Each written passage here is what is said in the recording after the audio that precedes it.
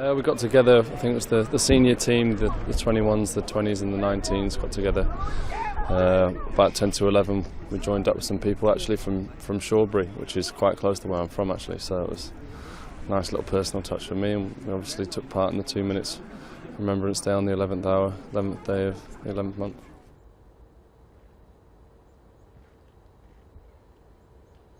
Really important that we pass those messages on to the younger players and they have an understanding of why we are where we are as a country. You know, you kind of try and relate it to what you have and just imagine how it would feel and how it would be if you were in that position, and that's what I tried to do with the minute's silence, and on the weekend as well during the games. It's just a time to reflect. Everyone has someone, or they have people that they can relate to or they can think about, as Jack said.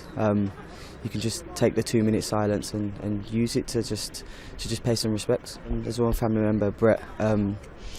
He died in the war a couple of years ago, back in 2005-06, I think. So it's a sad day for my family and especially my grandparents and my auntie and uncles and stuff like that. My granddad fought in it, but he was lucky enough to survive. He was a pilot, but I think it's hard not to have some sort of connection with what's going on. And then to be able to come here this afternoon, I must admit I'd never been to the National Arboretum before, so close to St George's, and very special place. And I suppose what hits you more than anything is just the numbers of names since the end of the Second World War in particular. It's very, very difficult to take in, but it's very special as well in the same moment.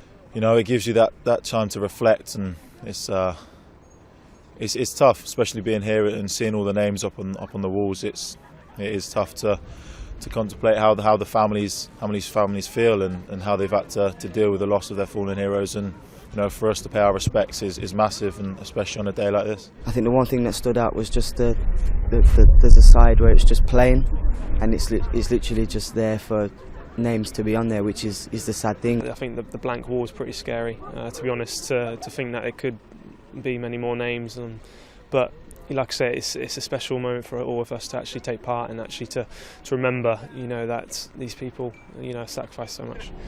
Former soldiers that were spoken to today were 17, 18, 19, and this morning we had our under-19s, our under-20s and the under-21s, and they would all be signing up during these, you know, at different times to go into war. So again, I think that's an important message for them, that they realise that generations before them have taken enormous responsibility and enormous risks to allow us to live as we do.